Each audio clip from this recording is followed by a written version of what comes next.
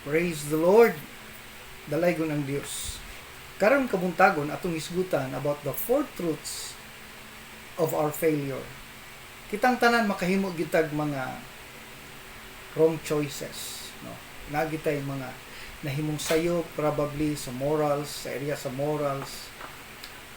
So sa kahigayon nagkamali ta uba kaha natay mga wrong decisions sa pagkuha sa atong partner, uba kaha sa pag-adto sa usa ka lugar, mali nga barkada ang atong naubanan, karon naa nata sa lugar nga dili nato gusto, o naatay mga nahimong sayop nga diin ang atong kinabuhi feeling nato murag di na ta mabalik sa original.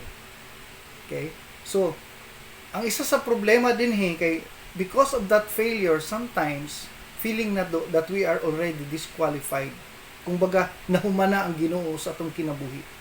Murag wala na chance para mo balik pa. Dako pa kayo gripirunon sa maong guba.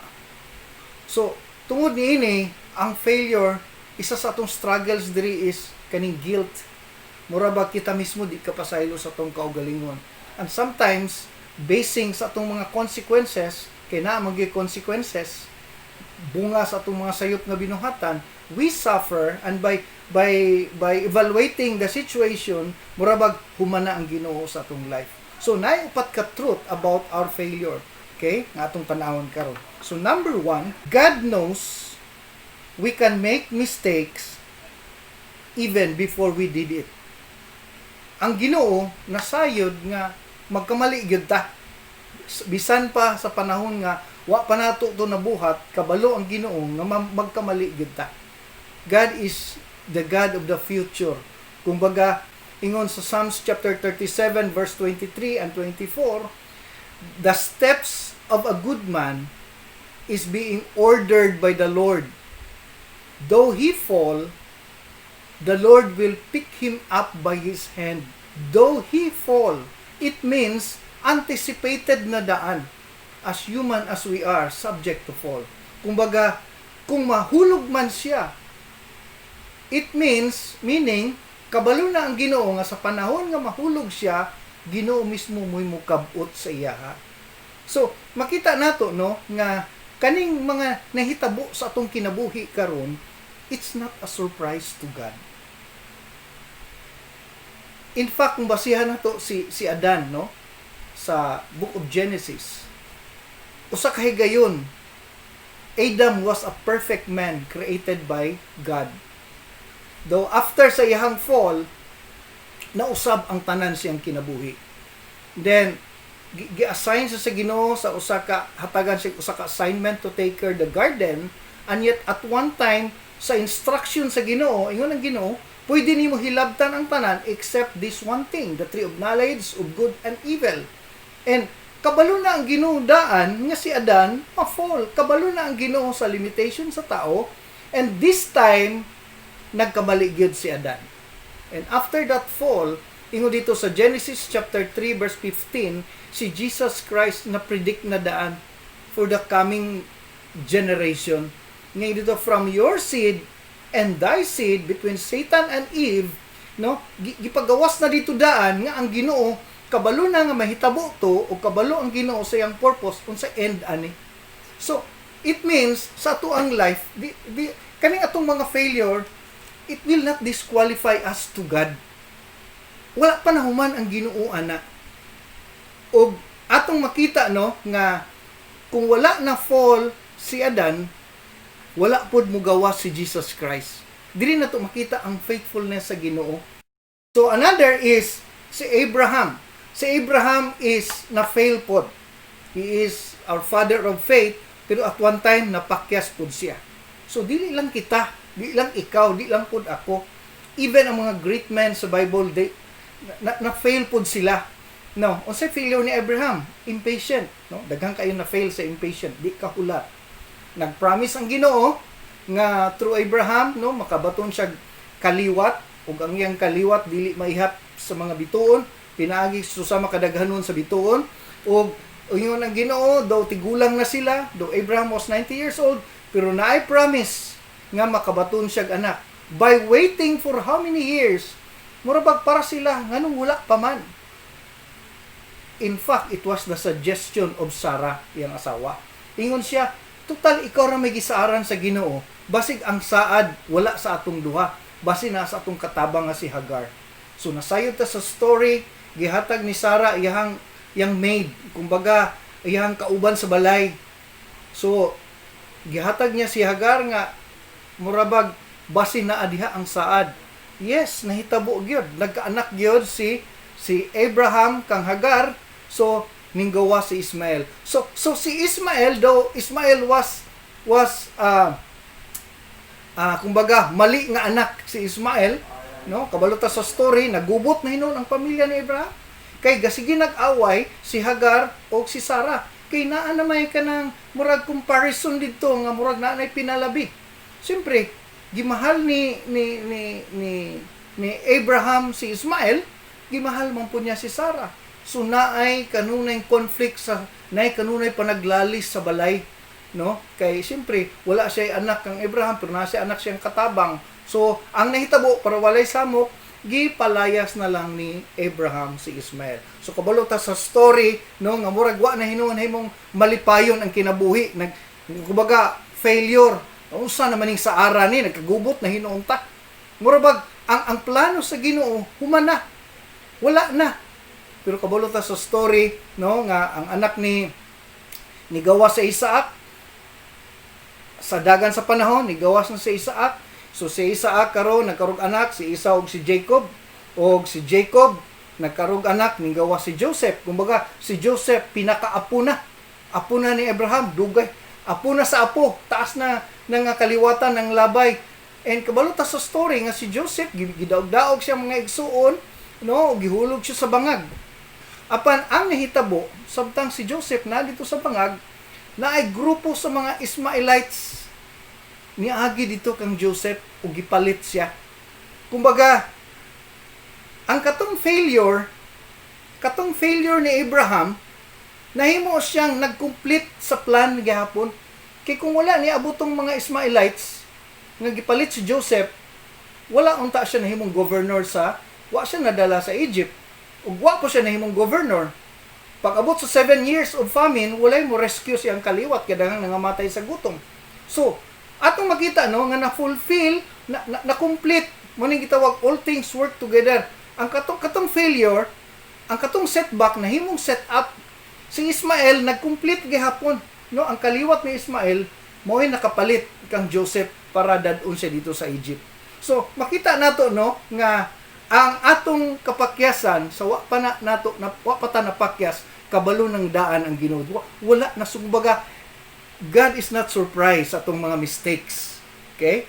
So, ikaduha is no mistakes, you made too much for the mercy of God. Wala tayong kapakyasan nga mulabaw pa sa kaluoy sa Ginoo. Okay? Walay pinakadako nga sipyat nga makalampas sa kaluoy sa Ginoo, no? His mercies endures forever. Dili nato pwede matupngan ang kaluoy sa Ginoo. Okay? So, if you remember Moses, si Moses nasayop pod sa usa kay gayon. Okay? Si Moses nasipyat pod sa usa kay gayon. During dito sa panahon nga nakita niya ang mga Israelites ginabunalan sa mga Egyptian, gidaog-daog, unya iyang gidipinsaan. So, kumbaga, napatay niya itong usa ka Egyptian. Self-defense, no? Dili ito intentional. Through sa situation, no? Napatay niya, siya kadahom nga makapatay siya itong adlaw, tungod ni ana, si Moses ning sibat na hadlok siya kang parao. Kaya di ba siya tinuod nga adapted rabaya siya. So, dito siya sa likod sa disyerto, nagbantay sa karnero for 40 years. Kumbaga, humana, hingbuto na, game is over. Ang plano sa Ginoo nga lawason ng Israelites, wala na. Gikan sa golden spoon, karon nagbantay na siya karnero. Kumbaga, humana ang iyang destiny. Ingon dito sa Romans chapter 11 verse 29, that the gift and the calling of God is irrevocable. Once gitawag ka sa Ginoo, once gitagan ka gift sa Ginoo, dili na pwede bakwiun pa sa Ginoo. So, ang Ginoo wala nangitag laing Moses. Gibalikan siya dito sa maong asa siya nagbantay sa karnero, no? Sa iyang angkol nga si Jethro, kita siya kahoy dito nga kalayo ug gitawag gigamit siya balik sa Ginoo. So, makita nato nga sa ato ang mga failures, wala pa nahuman ang Ginoo diha. Wala tay kanang mali, wa tay failure, wa tay kapakyasan nga murabag kanang abi nato na disqualify na ta, gi-cancel na sa Ginoo iyang plan tungod lang sa usa ka sayop. Walay makatupong sa kaluoy sa Ginoo. So probably some of us kabalutan nga natay calling, natay special call, naay gift nga gidedicate ta diha sa Ginoo, at one time gigamit ta sa Ginoo, nag-serve ta, then na feel na to that we are already disqualified. Gi-blow up na to ang atong marriage, no? Gi-blow up na to ang ato ang kanang gitawag commitment tungod lang sa failure sa moral sa ato ang uyab o uban pa nga mga failure o baka sa mga mali nga desisyon, sa mga mali nga barkada nga kumbaga it's over. God never cancel His plan because you made mistakes. There is no mistakes too much for the mercy of God. Ikatulo, God doesn't judge us by our mistakes. Ang timbangan sa Ginoo dili ang atong mga mali. Kay kabalo naman gid siya nga ang tao magkamali. Ang mga great man sa Bible nagkamali pud. Pero wala tong nakapa-cancel sa plano sa Ginoo sa ila. If you remember Jonah, gitagaan sa special assignment. In fact, special ang iyang assignment because God Himself naghatag siya mission order. Ingon siya, go to Nineveh. Pero nagbuhat og laing buho, nagbuot si Jonah para siya lisod na diha Lord diri ko Tarsus. So kabalo ta sa story, kumbaga wa siya nag-follow sa instruction, nagbuot siya siyang kaugalingon. Ang barko nga iyang gisakyan di mao ang barko nga gisulti sa Ginoo. So kabalo ta sa story, abot ang dako kaayong bagyo dito sa lawod, no? Gipang-itsa na nila ang mga kargamento o nakaingon ang kapitan, first time po ko kasulay inani ka grabing bagyo. Murag na agi nagdagtunglo ani. So nagipangutana niya dito ang mga crew, ang mga tao nga nagsakay, naay nakaangin ani, kinsa man diri. Niyang ingon si Jonah, ako kay gisugo ko sa Ginoo apan wa ko naminaw. Makita nimo na self-realization, no? Nga once ang tao mo angkon na ay favor ang Ginoo. No. Atong makita ang Ginoo nangitag paagi nga dad-on siya sa iyang calling. So dinhi makita nato no nga ang Ginoo wala gyud na-give up. Dili niya pwede i-cancel iyang plan. Dili pwede ma-change iyang mind tungod sa imong mistakes. Pwede man mangita ang Ginoo laing Jonah. But still gifulfill sa Ginoo ang iyang plan even in Jonah's mistakes. The good thing is nag-realize si Jonah. Okay, dapat mag-realize pud ta. Matud pa sa psychology, no, bisan pag si Billy Graham o baka si Jesus Christ ang muwali sa imo, basta walay self-realization, ang tao dili gud ma-change. No? We need a personal conviction and personal realization. So, si Jonah nag-realize siya, ako'y hinungdan ani. Tungod sa akong mali na ingnani ko. No, usay kung imong evaluate nimo ang dagan sa imong kinabuhi nga nganong naglisod naman ko, nganong nagpait naman ko, nganong nagubot naman akong kinabuhi, dili man ta dapat ani. Ang self-realization nga gibuhat ni Jonah, ingon siya, ako'y hinungdan ani. So, dapat mo pareha kay Jonah ba? Mo realize po ta, ako'y hinungdan ani. Ako ang itsa sa tubig, no? Di na ta kinahanglan manudlo pa kung kinsa. Tungod mo guni sa presidente, tungod mo guni sa akong mama god, tungod mo guni sa akong mga kauban sa church. No, just have a personal kanang gitawag nato conviction. Try to realize like David, ako'y nakasala. No, self-realization. Si Jonah na fulfill gihapon niya ang iyang destiny in spite sa iyang failure. Kaya ang Ginoo dili gyud mo give up sa tuwa.